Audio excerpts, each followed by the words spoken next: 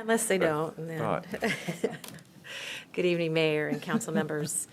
I've been asked to provide a brief update to you about what's been happening over the past week with electricity as well as the heat wave here. And as you know, we have not had any rolling outages here in Roseville, and we don't plan to have any. We are not part of the California ISO.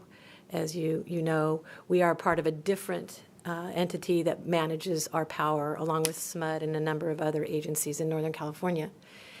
And we have done everything we can to prevent rolling outages here in Roseville. Rolling outages are actually a preventative measure that are used to prevent a complete shutdown of the grid, which would be a very catastrophic event and would take a long time to bring back. So when you see rolling outages, it's just a preventative measure to bring the supply and demand of electricity that must stay balanced at all times into balance. So that's what you saw the ISO and PG&E doing over the last week. And the reason for this is there was a shortage of electricity in the peak hours, which is about 5 to 6 p.m. And I will mention that in September of 2019, one of the vice presidents of the ISO gave a presentation to the board telling them they were going to have a problem this summer with the shortage of electricity. I have the presentation on my computer. And so they knew this was going to happen, and they had some measures they were going to take to try to mitigate it, and clearly that didn't work. One of the issues is renewable energy. When solar is ramping down, about 5 or 6, there's very little solar, and if there's cloud cover and smoke, there's very little solar. And a lot of the gas plants and the other fossil fuel plants that the state has relied on for decades are being shut down. Here in Roseville, we have 2 gas power plants, and they have served us very well this week and this last 2 weeks, and will continue to. And one of the things I'd like to mention is many times on your consent calendar or consent agenda, you'll see very large contracts for the power plant. Hundreds of thousands of dollars, millions of dollars.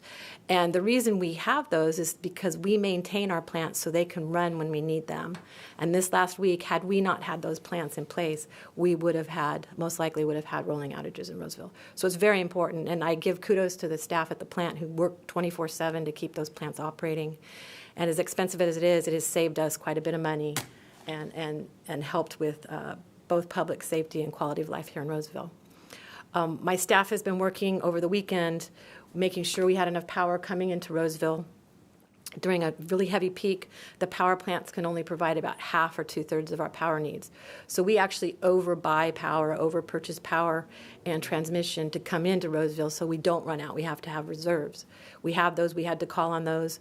We actually had enough on Monday that we were able to provide some to the ISO. And so was SMUD, and so was a couple other people in our balancing area. So we were able to help the ISO out. We also asked our customers starting on Saturday or Friday to start conserving power. We contacted our largest energy users in Roseville, so our largest commercial businesses. We have a large manufacturing business here in town that's our largest customer. And we asked them if they could possibly reduce their energy use by shutting down non-essential systems, and they did that. So quite a bit of our success is due to the conservation of our residents and our businesses. We actually had the Dry Creek wastewater treatment plant on backup power on Monday because we asked them if they could pull off of the grid, so they did that for about an hour or so that worked really well.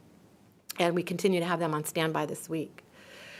We do not, and we also lowered or increased temperatures in city facilities. Public Works went around and reprogrammed all of the air conditioning systems, and so we increased temperatures after 5 o'clock through 6 a.m. So we were doing our part in every aspect that we could to try to help others as well as ourselves. The forecast going forward is for still pretty hot weather, but it's not going to be as hot as it was. The clouds and the smoke have helped us quite a bit. If we didn't have some of the clouds over the weekend and Monday and yesterday, it would have been a much different story. So a lot of things aligned for us. The challenge is there's so many moving parts for an electric grid and electric utility that it's hard to. We work really hard behind the scenes, and you don't think of us unless you get your bill or your power's out. Otherwise, it seems like it works like magic, and we make it look that way, but it's really, really a lot of work, and I give a lot of credit to my staff. They have done some amazing things with our traders in making sure that we kept the lights on here in Roseville, so we'll continue to do that, and I'd be happy to answer any questions. Thank you, Michelle. Questions? Pauline? I'm just very happy that here in Roseville, we looked many, many years ago on how we wanted to have our own power and our water and our other essential services for our community, and it's really paid off. And also not only for our community, but we can help others around us too. Yes. Does the legislature get it? Yeah. Oh, excuse me. I mean, when we've talked before, all right, the quest for, a lower carbon footprint, at our energy park, we have natural gas. One of the articles I was reading, the wind farm went down, but there has to be some, I'll use the term balancing of climate action and reality of a warming state, because when the sun goes down, your power goes down. So, I mean, when the sun goes down, you go down. If you're only going to be relying on those panels on your roof, I'm sure there's backup battery technology that's being advanced, but boy, it sure seems like there should be a balanced portfolio that helps us anyway. There's a lot of people working on that and working on storage techniques and technology. The challenge is it's not there yet. And as of last night at about 5 p.m., 55% of the ISO was relying on natural gas, and yet they're shutting down and have shut down natural gas plants throughout the state. Thank you. Any other questions or comments? I have a comment. I know there's two things that in social media that when people are talking about Roseville Power, well, three things. One is that it doesn't go down very often, and the other is we haven't had an electric rate increase in now 7 years, which is incredible. But the third thing is kind of a tough question, and I was wondering if you could address it a little bit just for the public.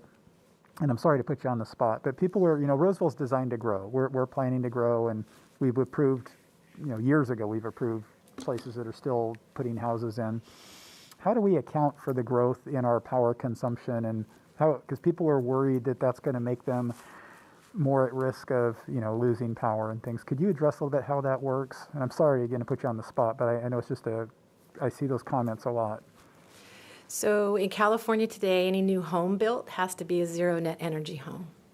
So in theory, that means it doesn't need doesn't need power from the grid, but it does need power at 5 o'clock when the solar is not generating or when there's a cloud. The other thing that's happened is everybody's using less electricity on a per capita basis. So we did not see a peak energy use this week on Monday or Tuesday. We expected to, but we didn't. Part of it was the cloud cover and the smoke, but because we haven't had a peak in, I think, 4 years. Even though in 4 years, how many homes have we added? And it's because people are just using less electricity because appliances are much more efficient, insulation's much more efficient. A lot of people have solar, new homes, pretty much all of it's going to have solar.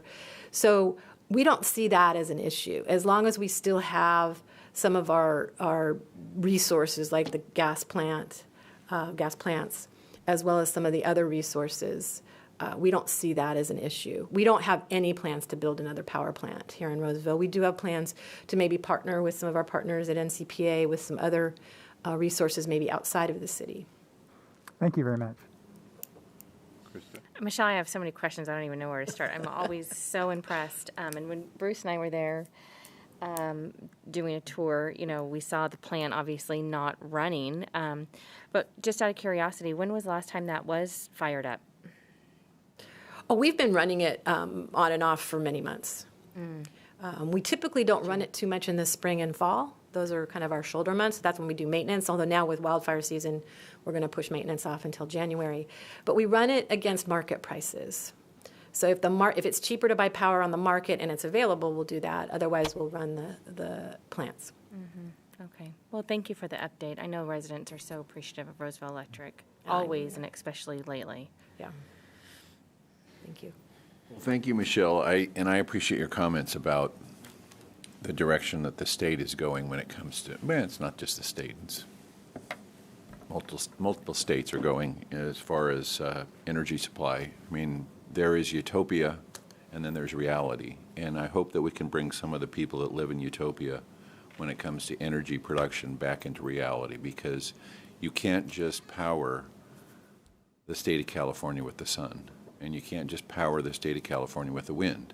But that, unfortunately, as you well know, is the direction our policymakers are pushing us. And it's troubling that communities like Roseville that have been responsible and forward-thinking and focused on providing power to our residents and have built power plants of their own are now being told you're going to have to shut that thing down in so many years. It's just not, that's not reality. That's utopia. And you've all heard me go on about this, and I'll do that until I leave this council. But at some point, hopefully, our policymakers in Sacramento will understand that this is not utopia. We can't run California like utopia. Not yet. We have to be real about how we care for people and provide them with power and water and all transportation and all those things. But thank you for bringing that up, because that gave me a chance to get on my soapbox. Well, this is a prime example of what you're talking about, Mayor Allard, is when people see them saying the outages, the rolling outages, or they remember their power was out, not in Roseville, but around us for a week, and what's happening, and why does this happen? And then I was at that conference that we had leading energy experts, especially from the independent system operators. I mean, the one are down there, I mean, they're saying, it's not going to, we do not have it. And they said this a couple of years ago. It was not a surprise. So when you hear our Governor Newsom saying, we've got to investigate and figure out what's wrong. Hello? I mean, this is not a surprise. This is what you get when you put those kind of laws in place. You get what you get. And hopefully, Mayor, that maybe somebody does learn before we take out these plants and rolling blackouts, and some of this become much more common than we really want to see. Thank you. Fighting for us.